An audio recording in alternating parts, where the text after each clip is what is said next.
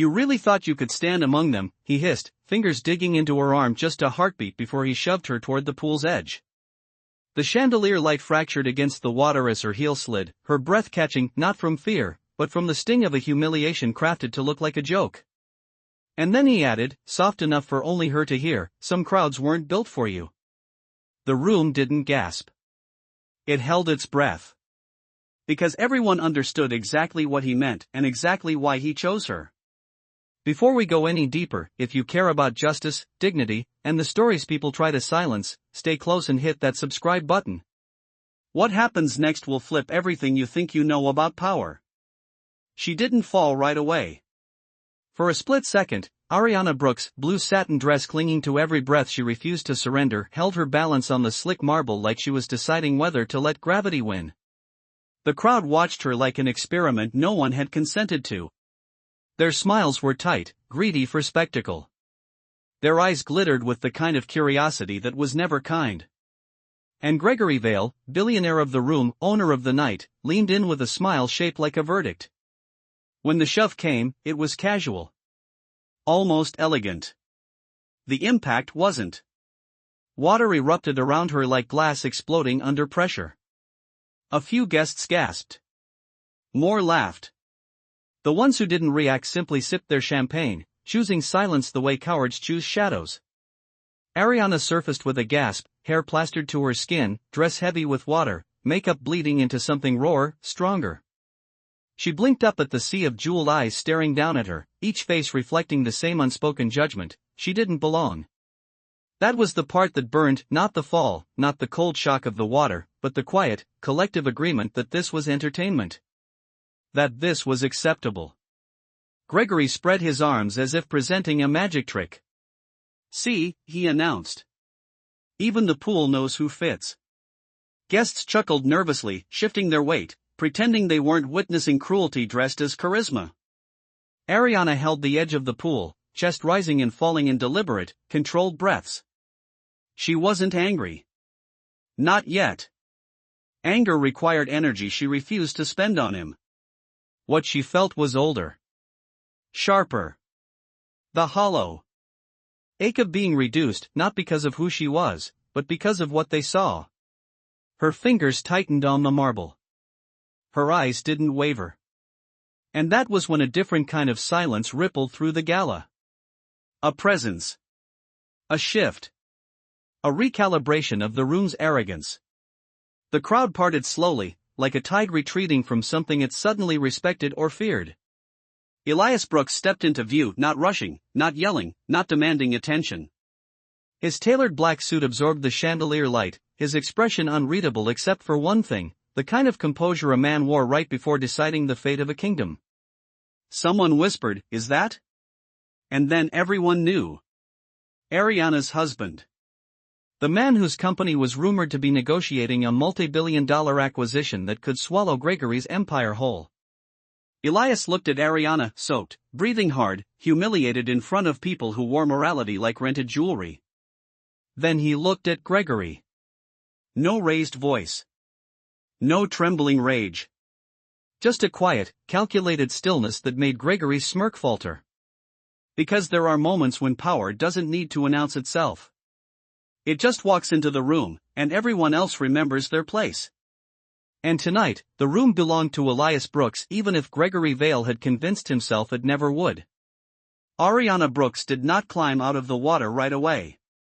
She stayed perfectly still for a moment that stretched longer than the gala could bear, her hands braced against the cold marble edge, her breath tightening as whispers crawled across the room like static. But part two of her story did not begin in that pool. It began long before the chandelier lights and diamond guests, long before Gregory Vale decided she did not belong. It began in a one-bedroom apartment on Jefferson Street, where Ariana learned what dignity costs and why she never surrenders it. She was the daughter of a schoolteacher and a postal worker, two people who carried entire neighborhoods on their backs without ever making the news. Her mother used to say, "Grace is not softness. Grace is strength that does not need permission." Ariana lived by that. She had spent years building a charity network across the South Side, not with inherited money or fame, but with late nights, blistered hands, and a will that did not bend even when the city did. She had walked into rooms where no one looked like her and found ways to stay, not by begging for a seat, but by building her own table. But even the strongest spine has memory, and standing in that pool with hundreds of eyes on her awakened an old ache. The kind that comes from being judged before being known. She remembered the interview at Stonewall Industries, when the executive smiled without ever seeing her, when her degree and achievements seemed invisible because her skin made them reach different conclusions. She remembered the networking dinner where someone handed her their empty glass without looking up, and the man laughed awkwardly afterward as if the confusion were her fault. And yet she kept showing up. Not for their approval, but because every room she entered made it easier for the next woman behind her to walk in without fear. That was the part Gregory Vale never understood. Men like him believed belonging was inherited. Women like Ariana knew belonging was earned the hard way. As the gala guests murmured, Ariana remembered the reason she had come tonight. This event was supposed to raise funds for a scholarship initiative for first-generation college students. She had spent months preparing speeches, presentations, grant outlines. She had been ready to stand beside her husband as an equal partner in the work they built together. Instead, she was forced into a pool by a man who mistook humiliation for authority. The irony tasted metallic on her tongue. Above her, Gregory was still smiling, proud of what he had done, proud of how little resistance he expected from her. People like you. That was what he meant. That was what everyone heard. Ariana pushed up from the water, her palms steady, her body rising with a poise that contradicted the cruelty she had endured. Water streamed from her dress and pooled at her feet, but she did not shrink. She stood tall, chest lifted, shoulders squared. The kind of posture that belonged to someone who had survived too much to bow now. She met the eyes of the guests who stared at her like a spectacle. She held their gaze until many of them looked away, ashamed not of what Gregory had done, but of what they had allowed. She scanned the room, her heartbeat slow, controlled, deliberate. She searched for her husband, not because she needed saving, but because tonight was not supposed to be about battles. It was supposed to be about their mission. Their work. Their lives built from scratch without anyone's permission. And then she heard it. The hush. The shift. The awareness that someone powerful enough to change the night had arrived. The crowd parted. Elias Brooks walked through with the calm weight of a storm warning siren. Ariana exhaled once, quietly, as his eyes found hers. There was no pity in them. No shock. Only recognition. Only respect. Only fury sharpened into silence. Ariana straightened, remembering every lesson her mother had ever taught. Grace is strength that does not need permission. And tonight, she would show the room exactly what grace looked like when the world tried to break it. Gregory Vale had never needed to raise his voice to own a room. He did it the way men in old oil portraits did, with posture polished by generations of entitlement and a smile trained to hide the blade behind it. And on the night of the gala, with a live jazz trio humming in the background and champagne flowing like liquid gold, Gregory believed he was untouchable. He had built his reputation on being the kind of billionaire people envied in public and feared in private. Vale Holdings, his empire, stretched across real estate, media, and high-end retail, all wrapped in the glossy myth that he was a visionary. But people close enough to know the truth understood something different. Gregory was not brilliant. Gregory was brutal. He took over companies not by innovation, but by pressure, by charm that curdled into coercion, and by influence that pushed people into corners they could not escape. In rooms like this, Gregory thrived because the crowd let him. People laughed at his jokes even when they were barbed. They excused his rudeness by calling it confidence. They watched him belittle waitstaff, interns, even other executives, and they shrugged because wealth disguised cruelty as charisma. And tonight, when he shoved Ariana into the pool, his smirk said everything. He believed the room would side with him. He believed no one would stop him. He believed power was permanent. But Gregory had misread the moment for one reason. He thought Ariana Brooks was alone. He had seen a woman standing without an entourage, without a spotlight, without the visible signs of belonging that he recognized. He never once wondered who she might be. To him, she was simply someone he could step on to make himself taller. His mistake was not the shove. His mistake was the assumption. Gregory prided himself on being able to read a room, to know where alliances lay and where threats hid. Yet somehow he missed the one person he should never have crossed, the man walking through the crowd with a presence that dimmed the chandelier glow. Elias Brooks was everything Gregory was not. Where Gregory performed power loudly, Elias carried it quietly. Where Gregory demanded attention, Elias drew it without speaking. And where Gregory inherited his influence, Elias built his from nothing but grit, strategy, and a scoreboard of victories that made Wall Street analysts speak his name with a mixture of awe and caution. 8 years earlier, Elias Brooks had founded Brooks Innovations in a rented office the size of a storage closet. He had no investors, no pedigree, and no one willing to bet on a black entrepreneur in an industry where the gatekeepers guarded opportunity like treasure. But Elias had something more dangerous than funding. He had vision. He built software systems that reshaped logistics across major retailers, turning chaos into precision and turning his company into a billion-dollar powerhouse by the time he was 35 years old. He was known as the man who could walk into a failing boardroom and resurrect an entire corporation in a single quarter. And now, behind closed doors, Elias was preparing to finalize a massive acquisition that would place Vail Holdings under his umbrella. In other words, Gregory Vail was minutes away from becoming the man who worked for the man he just humiliated. But Gregory, wrapped in arrogance too thick to let reality in, believed he still owned the night. He believed his wealth made him invincible. He believed the room existed to reflect him back as the center of gravity. That belief began to crack the moment Elias stepped forward. Conversations stuttered. Laughter died mid-breath. Even the musicians faltered as if the air itself changed temperature. Gregory saw Elias only when the crowd revealed him. His smile twitched. His posture wavered. For the first time all evening, Gregory looked unsure. And that was when the room finally understood. Ariana Brooks was not the outsider. Gregory Vail was not the king. The real power had just arrived, and he did not need a stage to prove it. The moment Elias Brooks stepped into the open, Gregory Vail tried to reclaim the room. He straightened his tuxedo jacket, lifted his chin, and forced a confident smile that did not quite reach his eyes. But swagger only works when people believe in it, and tonight, the crowd was beginning to see the cracks. Still, Gregory pushed forward, determined to regain control in the only way men like him knew how, by doubling down. He took a step toward Ariana, who stood beside the pool with water trailing from her dress in a steady rhythm that sounded more like defiance than defeat. Gregory's voice rose just enough for the crowd to hear, dripping with the same dismissive tone he used earlier. "You see what happens when someone forgets where they fit," he said. The words were not loud, but their meaning carried through the air like a cold draft. Some guests shifted uncomfortably. Others listened, pretending to sip their drinks to mask their curiosity. Microaggressions did not require volume. They only required an audience willing to do nothing. Gregory looked around as if expecting applause, or at the very least agreement.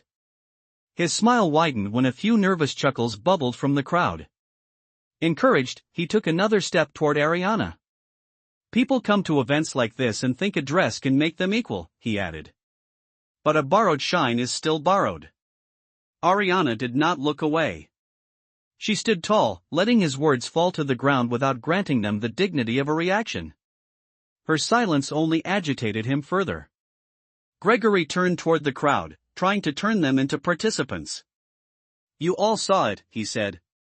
"Some people confuse access with belonging." A few guests exchanged glances, unsure of how far he intended to take this.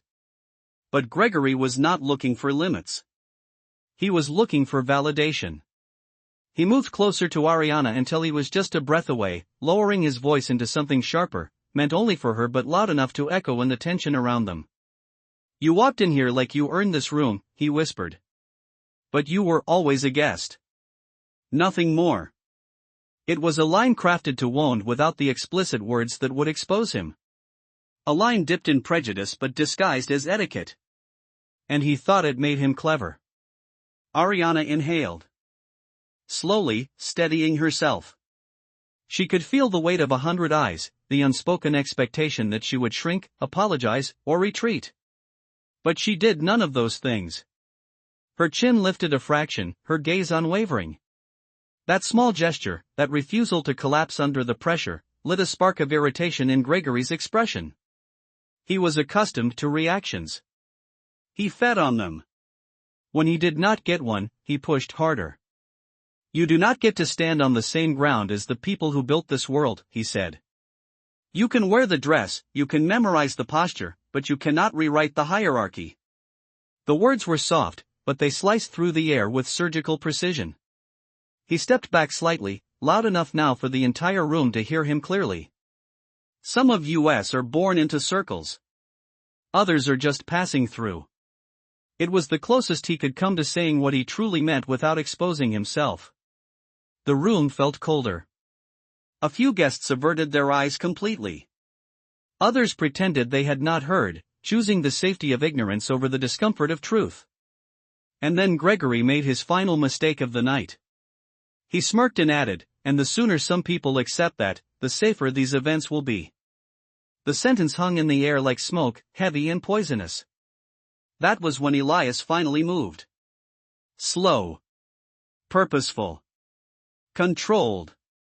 The type of movement that made everyone instinctively step aside.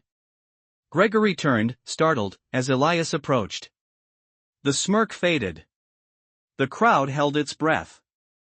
And for the first time all evening, Gregory Vale began to understand that he had not humiliated a powerless woman.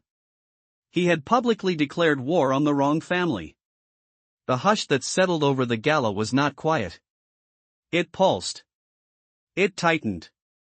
It shifted the air as Elias Brooks stepped fully into the light, the kind of light that bent around him rather than illuminating him. Gregory Vale tried to steady himself, but something in his posture faltered, just for a breath, just long enough for everyone watching to understand that the balance of power had changed. Elias did not raise his voice. He did not rush. He simply walked until he was standing between his wife and the man who had tried to break her dignity. Ariana's hand brushed the back of his, a subtle reminder that she did not need rescuing, only witnessing. Elias looked at her first, and the softness in that glance made the cruelty of the evening stand out even sharper. Then he turned his attention to Gregory. His face remained calm, but his eyes were the kind that measured truth the way a scale measures weight. Gregory forced a chuckle to cover the tremor in his pride. "Elias," he said, spreading his hands as if greeting an old friend. "This is not what it looks like." Elias held his silence long enough for the room to feel it. Long enough for Gregory to realize there was no version of this moment where he walked away untouched. Long enough for every guest to understand that whatever excuse Gregory planned to manufacture would crumble under the weight of what everyone had just seen. Without breaking eye contact, Elias finally spoke. "You shoved my wife into a pool," he said. The words were simple, but they hit the room harder than any outburst. Gregory swallowed. It was a joke. The crowd was laughing. We were all having fun. Elias tilted his head slightly, the motion small but powerful. "You call humiliation fun?" Gregory's jaw tightened. She was standing where she should not have been. Blocking the walkway. "I thought she was one of the sentence died in his throat." The room heard the beginning of the word, the hesitation, the implication. The crowd stiffened. Elias's expression did not change, but the temperature in the room did. Gregory attempted a smile, flustered now. "You know how these events are." She blended into the staff. "Honest mistake." Ariana exhaled through her nose, the sound quiet but sharp enough to slice through the lie. Elias stepped closer, and for a moment Gregory looked smaller, like a man realizing he had misjudged the sky during a storm. "You did not mistake her for staff," Elias said. "You assumed she was beneath you. You assumed her presence offended the room. You assumed you had the right to decide who belonged here." Gregory's face flushed. He scanned the crowd for support, but the same guests who smirked earlier now stared through him with discomfort. Some looked down at their shoes. Some stared at their glasses. Some simply froze, unwilling to pick a side but terrified to be seen on the wrong one. In that moment, Gregory realized something he had never allowed himself to consider. The room was no longer with him. Elias's voice stayed low, controlled, unwavering. "You put your hands on my wife," he said. "You humiliated her. And you did it because you thought no one would challenge you." The silence deepened. The truth had a shape now, and it was bearing down on Gregory with every second. "Elias," Gregory said, forcing a laugh that tore at the edges. "You cannot possibly let this get blown out of proportion. It was a misunderstanding. If she had simply said something. If she had not stood there looking," he stopped again, choking on another word he could not safely say. Ariana watched him with calm clarity, her expression untouched by the chaos inside Gregory's chest. For the first time in his life, Gregory Vale seemed to realize that consequences were not myths. Elias leaned in just enough for Gregory to feel the weight of the moment. "My wife does not need to speak to be worthy of respect," he said. "She does not need to justify her presence in any room. Especially not to a man who believes power gives him permission to harm others." The guests held their breath, sensing the shift, sensing the unraveling. And as Gregory stood there cornered by his own arrogance, the night reached its breaking point. Because the shove into the pool was no longer just a moment of cruelty. It was the key that unlocked a truth Gregory had spent years hiding from. He was not the most powerful man in the room. He never had been. And Elias Brooks was about to prove it. The room felt like it had stopped breathing. Gregory Vale stood frozen between the man he feared becoming and the man he feared confronting, while Elias Brooks moved with the quiet certainty of someone who did not need volume to command justice. But before the confrontation could ignite, Ariana lifted her chin, water still sliding down her arms, shimmering under the chandelier like a crown she never asked for but wore with unshakable grace. Her voice finally entered the night, not loud, not trembling, but steady. "Elias," she said softly, a single word shaped with more strength than the entire room could comprehend. She was asking him not to lose himself in the fire. She was reminding him he did not need to raise his fist to win. Gregory seized the moment like a drowning man grabbing driftwood.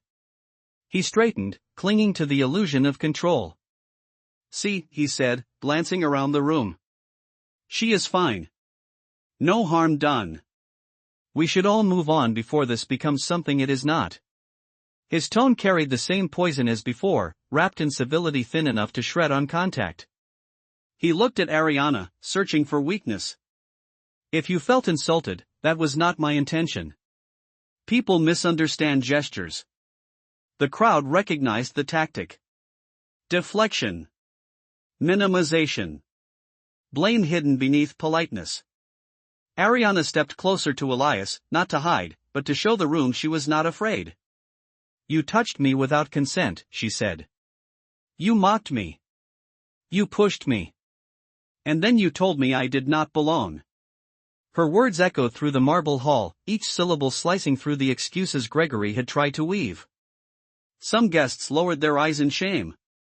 Others watched with a hunger for truth they had never dared to speak aloud. Gregory scoffed. "You are exaggerating. And frankly, if you cannot handle a little fun, maybe events like this are not for you." The statement landed with a heaviness that exposed everything he had tried to hide. There it was. The dismissal. The coded insult. The belief that she should shrink to make space for others' comfort. It was then that Elias stepped forward again, but Ariana placed a gentle hand against his chest. Not to hold him back. To anchor him. To remind him of who she was. And who he was. Gregory smirked at the gesture, mistaking it for a sign of disunity. "Does she speak for you now, Elias?" he said. "Or does the billionaire need permission to act?" Elias's expression did not flicker, but the room felt a shift, a drop in temperature, a tightening in the air. "She does not speak for me," Elias said. "She speaks for herself. Something you would have noticed if you respected her to begin with." The crowd exhaled in a single, trembling wave. Gregory stumbled, his confidence unraveling thread by thread. Elias, you are making a mistake, he said. You cannot let something like this ruin relationships between our companies. You know how this industry works. We all bend. We all overlook things. We all have moments we wish we could rephrase. Ariana stepped closer, her voice now firm enough to silence every murmured apology in Gregory's throat. A mistake is a spilled drink, she said. A mistake is saying the wrong name. What you did was intentional. You chose humiliation. You chose cruelty. You chose to remind me of where you thought I stood. Gregory opened his mouth to protest, but the words never formed. Because the entire room had heard her. And more importantly, they believed her. Elias spoke again, his voice deep and controlled. You do not get to rewrite what happened, he said. And you do not get to decide how my wife should feel about being attacked. Gregory's cheeks blazed with panic. Attacked? That is a strong word, Elias. Not strong enough, Elias replied. The gala guests, once silent participants, now watched with a different kind of energy. Awareness. Accountability. A shift in who held power and who deserved it. Gregory realized too late that the walls of entitlement he had hidden behind were collapsing. And Ariana, standing tall despite the water weighing down her dress, was the one dismantling them brick by brick. In that moment, the room no longer saw her as the woman shoved into a pool. They saw the truth. She was the center of the storm. And she was done being underestimated. The crowd had barely recovered from Elias's final words when the shift happened. It was not loud. It was not dramatic. It was the quiet kind of unraveling that starts with a single thread being pulled. A woman near the back lowered her champagne flute and whispered, "That was not the first time he has done something like this." Another guest, an investor who had been trying to distance himself from Gregory for months, stepped slightly to the side, no longer wanting to be photographed near him. Phones rose at subtle angles. Not to record the confrontation, but to capture the tension, the truth, the moment dignity pushed back. The room was no longer protecting Gregory. It was exposing him. Ariana did not raise her voice. She did not need to. She simply looked straight at Gregory with an expression that stripped away every mask he had ever worn. It was not anger. It was clarity. And clarity can be lethal to a man built on illusion. You said some circles were not built for me, she said quietly enough that the closest guests leaned in, but the only thing that is breaking tonight is the lie you told yourself about your own importance. The sentence landed with the weight of years she had been forced to swallow other people's assumptions. Gregory blinked, stunned that she was the one delivering the final blow. He took a small step backward, as if the air between them had thickened. Elias watched him with a calm that made the moment heavier. It was not revenge. It was revelation. And the room was ready for it. A young staff member in a crisp uniform stepped forward hesitantly. She looked no older than 20, but her eyes carried the exhaustion of someone who had endured too many nights serving the powerful without protection. Her voice was soft but steady. He pushed me last month, she said. In the service hallway. Because the wine was not cold enough. A ripple tore through the guests. Someone else spoke up, a board member with a tight jaw. He threatened my assistant, she said. Told her she would lose her health insurance if she did not lie for him. Then another voice. And another. And another. Not shouting. Not attacking. Just truth after truth, each one peeling away the layers Gregory had hidden behind. Gregory spun toward the crowd, eyes wide. This is ridiculous, he said. You are all twisting things. This is a setup. You people are just angry because he stopped himself again, and the silence that followed was more incriminating than anything he might have said. Ariana stepped forward. People are not angry, she said. People are finally done being quiet. The room stood with her. Not because she demanded it, but because someone had finally given their silence permission to break. Gregory looked around desperately, waiting for a single ally to defend him. Not one person moved. Something in his chest folded then, collapsing under the weight of his own history. For the first time all night, Gregory Vale understood that his power had never been respect. It had been fear. And fear disappears the moment people decide to stop giving it a home. Elias placed a hand gently on Ariana's back. Together, without raising their voices, without stepping closer or stepping away, they simply existed in the truth that Gregory had tried to deny. And that alone was enough to bring the room to its knees. Because humiliation may be loud, but justice, when it comes, does not need to shout. It happened faster than Gregory Vale could process. One moment he was standing in the center of a collapsing circle, and the next his entire empire began to fracture in real time. The first alert came from a cluster of guests whose phones lit up simultaneously with news notifications. A finance reporter had already uploaded the pool video, captured from 2 angles, paired with a headline that sliced straight through Gregory's reputation. Within minutes, every major business outlet picked it up. The words abuse of power, public humiliation, and Gala incident flooded social media feeds like wildfire. Investors began backing away so quickly it felt orchestrated. The board member in the emerald gown took one look at her phone and stepped away from Gregory without a word. Another investor shook his head, slipped out the side door, and was halfway down the hall before Gregory realized he was losing the people who once applauded him. A third guest, a venture capitalist with a reputation for always siding with whoever would protect his money, muttered, "We cannot be associated with this," before sending a message that would trigger a chain reaction. Within minutes, multiple funds announced they were withdrawing their support from Vale Holdings. Shares plummeted in after-hours trading. $1 billion in valuation evaporated like steam rising from the heated pool behind Ariana. Gregory's face drained as he saw the numbers on a nearby screen. "No," he whispered. "This is temporary. This will stabilize." But the room had already shown him the truth. Power built on intimidation collapses the second people stop believing in the illusion. His phone buzzed again. Then again. Then again. He finally looked. 3 board members had resigned. 2 high-end retailers were terminating licensing agreements. His public relations chief sent a message that said only, "We cannot contain this." Even the staff who had feared him for years now avoided his eyes, no longer willing to lend him the borrowed authority he had mistaken for loyalty. And through it all, Elias and Ariana did not move. They did not smile. They did not celebrate.